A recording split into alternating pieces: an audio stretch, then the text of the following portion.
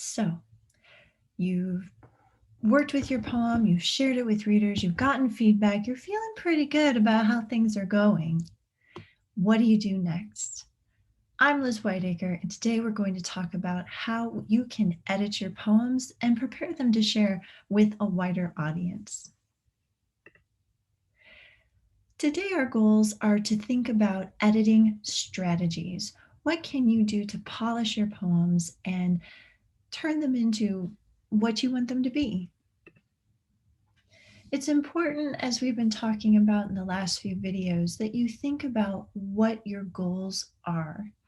When you think that you're about ready to send off a poem for, say, publication, you might do things a little bit differently than if you were preparing your poem to share with someone to commemorate a really special occasion. And that might be kind of a more intimate audience. It might be different if you're sending something off for a contest, or if you're looking to post on social media, or maybe group your poems into a collection. So think about what your goal is, because that might inform the decisions that you make. It's also important to think about what your goals are for a specific poem, and we'll talk about that in just a moment. So you already have a bunch of revision tools, and we've been exploring these in the course so far. We can use revision prompts not only to kind of loosen things up and get flexible before we share poems with readers for feedback, but we can also use revision prompts at any point in the process just to test how things are going in our poem and if they are as they should be. We can always use the closed door strategy at any point in the process, setting aside our poems and coming back to them after a period of time to see how we read them at that point. Seeking reader feedback throughout the process is an important one. We don't necessarily share our poems when they are brand new, fresh, raw, and then never share them again until we feel like, oh, they're ready to go be sent out to an editor for publication. So this is a cyclical process. You're going to come through these different stages with one poem, maybe one time, but maybe 50 times before you're ready to share your work more widely. We've talked about soliciting reader feedback and how to respond to feedback that you get on poems. You can also read your work aloud, and doing that frequently can help you make adjustments and help you make sure your poems are engaging readers and yourself in a full-bodied experience. Not only does it mean something, but it also sounds a particular way and affects the body in a particular way. Always taking time to read models, looking at how other poets have constructed their work, and sometimes emulating some of those tools, saying, oh, okay, well, if repetition worked in that way for that person or all of those people, maybe that's something that I might like to try for this particular reason in my poem because I'm looking for a similar effect. Intention and exploration is important. At some point, you should have a reason for why you're doing things in your poem. So we often start with intuition, but we want to make sure that as we're ready to, share our work with other people, with a wider audience, that the poem is what it is because we've intended it to be that way. And also leaving ourselves open to exploration during the process, trying out new things. You have an opportunity, especially with technology and the way copy and paste work, to have multiple tries, tons of do-overs on a poem. And if you keep good records and you can always go back several drafts, try it all out. And that is going to help you ensure that your poem arrives at a place that you're really, really excited about because that poem is, sharing something beautiful with your audience. So we're going to dive into some techniques for editing. And you'll notice in this presentation that I'm couching everything in terms of questions. This is not a prescriptive list, right? It's not like a checklist plan of, okay, I need to do this, this, and this, because not all of these suggestions are appropriate for every single poem. Some of them work better during different phases of the revision process. And some will feel more comfortable to you than others. So these are all suggestions and things that I personally think about when I'm revising my work at any point in the process. Either I've just put it on the page and I'm starting to think about things, or I'm getting ready to send a manuscript off to a publisher and see what they think, whether or not they would like to publish the work, and preserve it in the state it's in at that time. And I say that because editing kind of never stops. As you evolve as a person, mature as a poet, you're going to look back at stuff you've written in the past, and you're going to feel an impulse to go in and alter and change. So the revision itch is never fully satiated, but we know that we have that opportunity to revision whenever we feel called to do so. So we've talked about macro level and micro level in terms of feedback, hearing from readers and providing feedback to other writers on kind of the big picture scale, and then also on the little puzzle pieces. So I thought it would be helpful to start with kind of macro level. I know that if the poem is not communicating what I hope the poem would communicate, I don't want to take a lot of time kind of wordsmithing and making little tiny edits when that stanza might have to go in the end and it might not need to be there. So I always like to start big picture myself. And a great place to start is to ask yourself, what's the poem's intended emotional core or meaning? I like to think of this as its thesis statement. And I know some people might cringe when they hear that, thinking back to college composition. But as a teacher of composition and creative writing, I kind of see it as one and the same. When I'm reading a poem, I want to take something away from it. What has it made me feel? Maybe that's the intent of the poem, to produce a particular feeling in my body. Maybe it's to have me ruminate on a life question. Maybe it's to have me reflect on a particular thing in my life as well. Maybe it's to help me understand, right? How something has happened, to help me be empathetic, to put me in somebody else's shoes, if you will. Maybe it has a particular message about life. It's trying to teach me a lesson. So think about, what are you giving your readers when you give them this poem? And if you want to think about it as its thesis, like what's its one thing? And then if you know what that one thing is, it makes it so much easier to make decisions as you revise, because then you can think about, well, is this serving this goal that I have for the poem?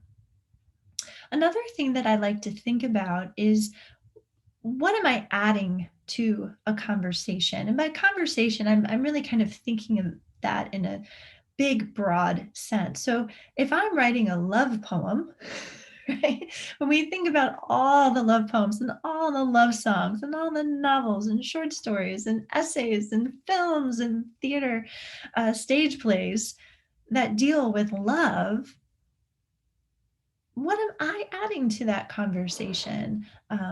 What in the poem am I offering readers that is unique to my experience, or maybe a little bit different perspective?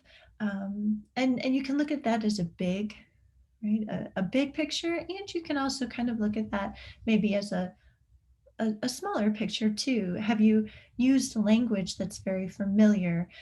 Are you maybe using different idioms or familiar metaphors or images to talk about something?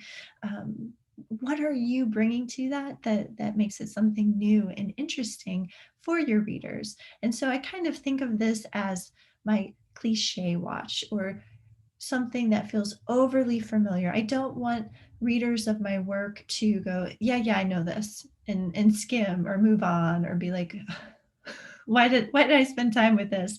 I've already seen this, so many different times.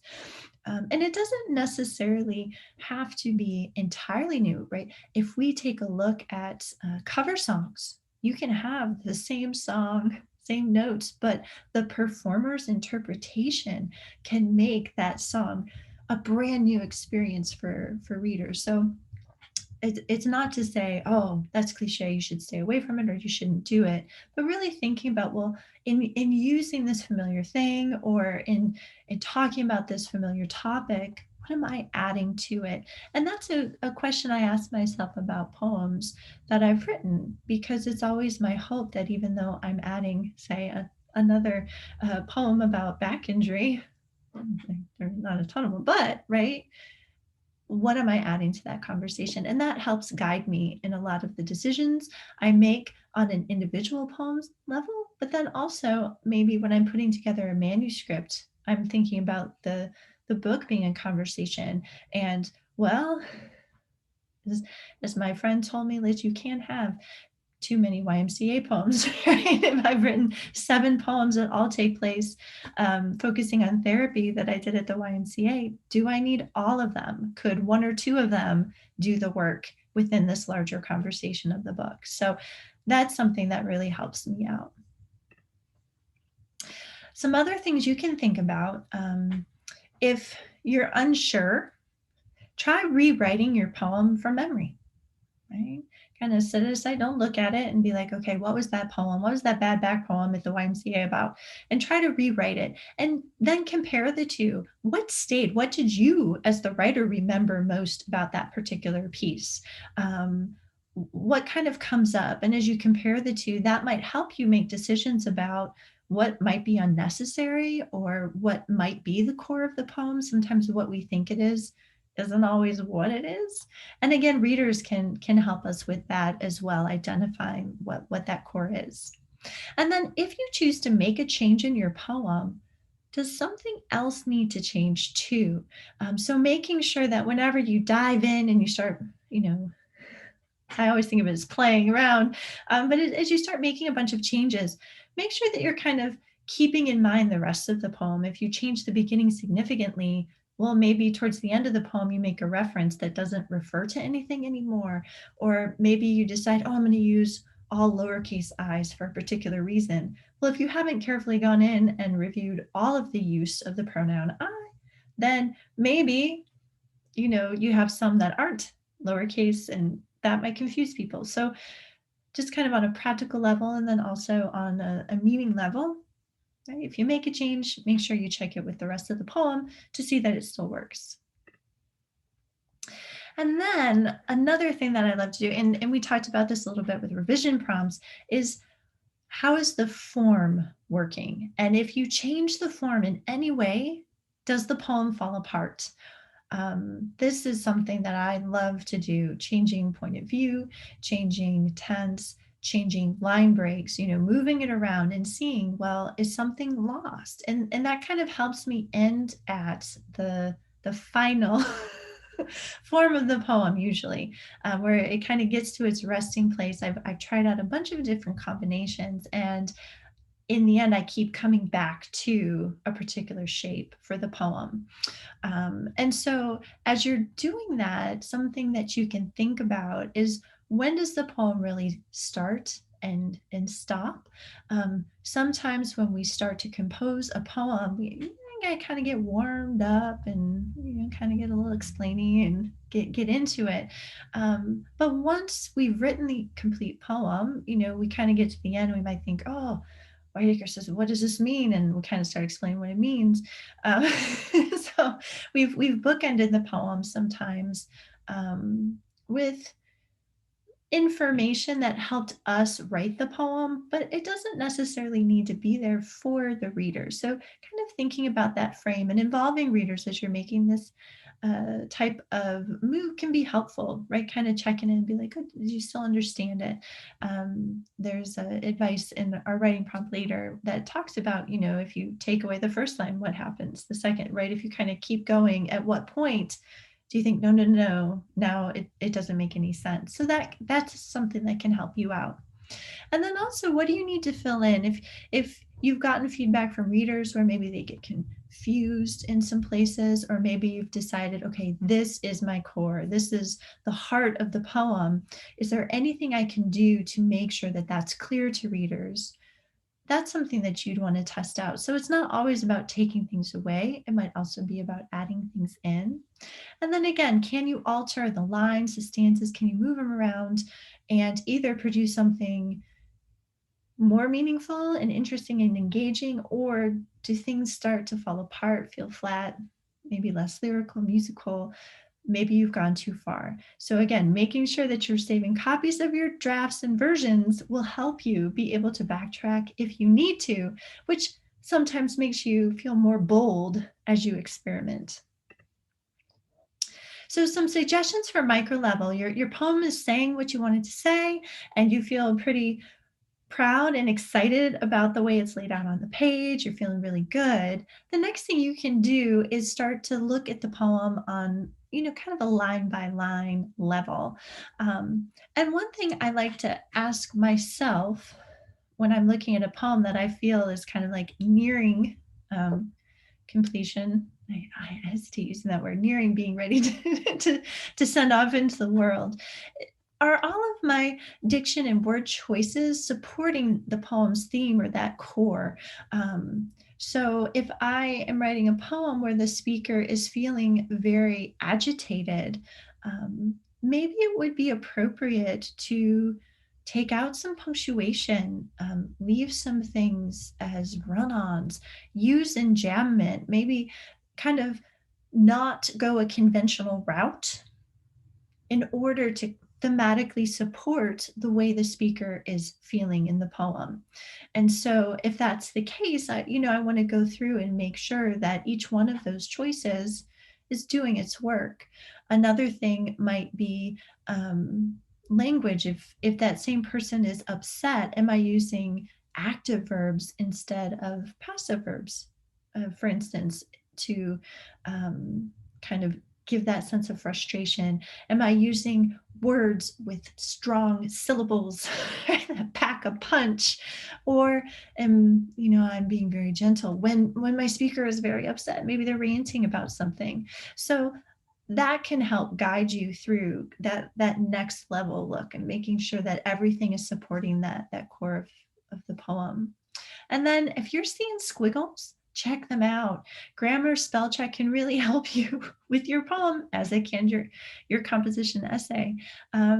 For misspelled words and such, if you're using words in unusual ways, well, just skip them and leave the squiggles there. But make sure that you've checked those out, because they can help you often catch little typos that your brain has missed going through, because what you think should be there is what you see when really it's not reality. So it can help you catch unintentional typos. Another thing you can ask yourself, is your imagery vivid and engaging, or maybe blinding? Sometimes we get so into describing and it's so much fun and all of these beautiful words, and we kind of go big and bold, and it's a little too much. We're playing too much with language and it's not connected to meaning, or maybe we're working with sounds so much that we kind of lose track of what are we even saying here. So that's something that you can check out. Do leaps in the poem add to the meaning, or is it confusing to readers? Maybe you're doing a lot of going to different places through various forms of figurative language. We've talked about leaping in the use of metaphor, similes, allusion, leaping to anecdotes, all sorts of different things. So sometimes readers can follow along very easily, and other times they get jumped around so much they lose where that core, that home base is. So taking a close look at that can be helpful.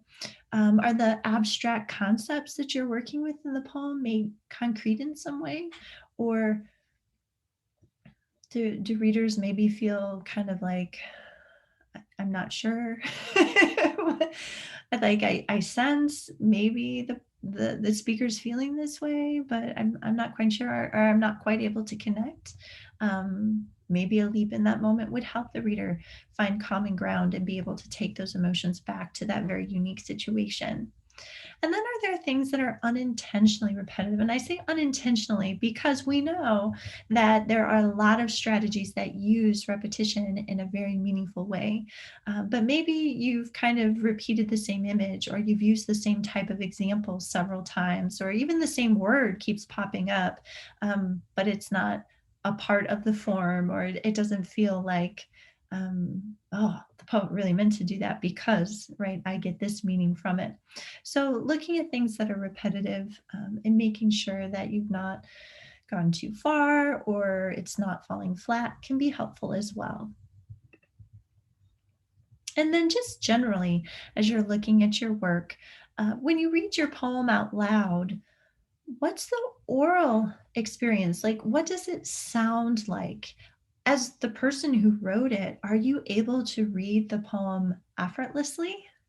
Are there places where you stumble, either maybe over a word or the way something's written or a line break? Does anything feel a little strange? You almost feel like you have to go back and reread it again. Is anything confusing? Sometimes when we take away punctuation, we use enjambment and caesura, we can get lost or like, okay, what's going on here? Does it affect the rhythm, the flow, the pacing? And is how you're reading it matching what it looks like on the page?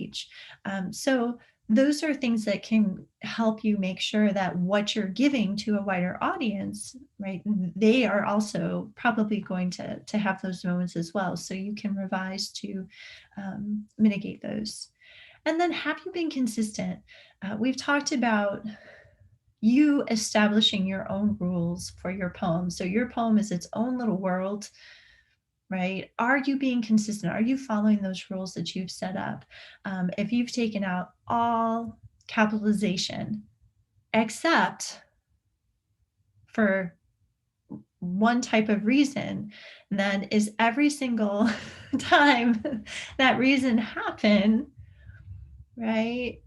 Is that consistent? So we can see, oh, that's the reason why the poet's doing that. So that's something that can be really helpful. And then once you've played around with the poem, you've done as much as you feel you can do, walk away, or hide the file or put away your notebook. Come back to it after a little bit of time and see how you feel. You might also want to solicit reader feedback again. I've been using the gardening theme, if you will, so far in this presentation, because I see a lot of parallels. And I specifically chose the bonsai because that is a plant that is very carefully uh, cultivated and cared for by the gardener. Just like the poet wants to carefully care for and manicure and guide the poem so that readers and people looking at the plant can appreciate, right, that work of art. So we want to make sure we're putting work in so that we're producing something that we're proud of giving to readers.